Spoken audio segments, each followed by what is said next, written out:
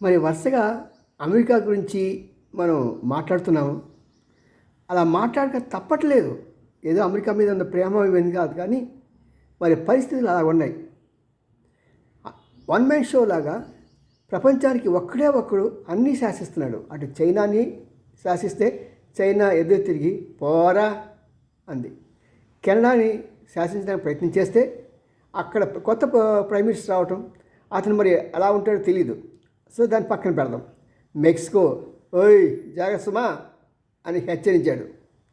మరి మన దేశపు పరిస్థితి ఏంటో అర్థం కావట్లేదు. వాళ్ళు చెప్పిన దాంట్లో చాలా వరకు చేసేసాం అడగకుండానే బడ్జెట్లో.